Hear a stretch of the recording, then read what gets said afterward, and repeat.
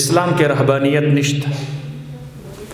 اسلام تا ته وی 15 وخت منځ، روزه او حج او زکات عبادت په خپل ځای، تجارت کوه په صحیح طریقه ستاسو لپاره عبادت ده.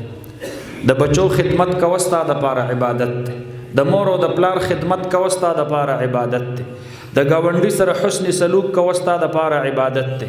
بیمار پرسی پکې کوه عبادت، جنازې لپاره ځه عبادت.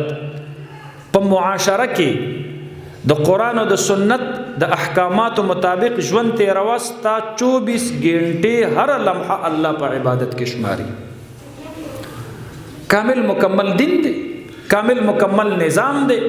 امام شافعی صاحب هم فرمایي چې کوم خبرې په مانځه کې ډېری ضروری نو دا غي کولو باندې موږ نه ماتيږي. زمونږ امام اعظم رحمت الله علیه فرمایي مانځه کې هر قسم خبره قصدن وی، سهون وی، خطأن وی، عمدن وی، دې سره موږ ماتيږي، موږ فاسديږي. قوم لله قانتين حکم دی. الله رب العالمین ته خاموش، بل خبره به د دنیا پکې نه.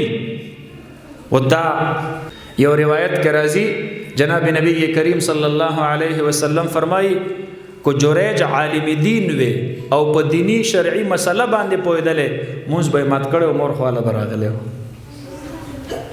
دیو جن د فقه مسله زده کوي چې کله په نفل باندې ولاړی او مور او پلار تستا ضرورت پیښ شو आवाज درته وکړو، سر په وګرځید ورتاویږي आवाज درته وکړو زویا فرض دي در باندې چې مونږ مات کې سلام وګرځي. ځکه الله ستا سجدي ته محتاج نه دی او ستا مور او ستا پلار ستا سهاري ته محتاج دي.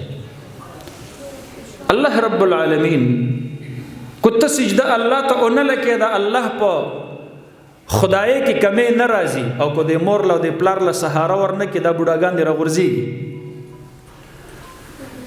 او کو په نفل باندې ولاړی او د معمول مطابق درته आवाज وکړو زوی راشه چې ډوډۍ وخورو نو جایز دي در له سلام ګرځول، ضروری نه دي. کو دې وګرځوم ټیک ته، کو دې مونږ پوره کوم ټیک ته، مانځنه بعد لاړ شه. البته فرض مونږ دی نو فرض مونږ کې علماء فرق کړی دی.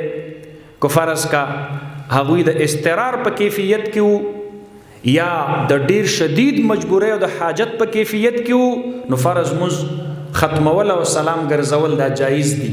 او کنا په فرض مانځه ولاړوي ال زوی راشه ډوډۍ سړیږي چې ډوډۍ وخورو نو بیا مونږ پوره کا. فقهاو مسله لیکلې ده. نبی علیه الصلاۃ والسلام مبارک نه په خپل یو روایت ده مانځه باندې ولاړ دی، ملګری ور سره دی، نفل کوي. دا ملګری مور یې د مسجد نبوي په مخه باندې تیریږي، تکلیف ورته پیښ شو، زوی ته आवाज وکړ یا بنیا، زوی مونږ پوره کو او بهر ور ووتلو.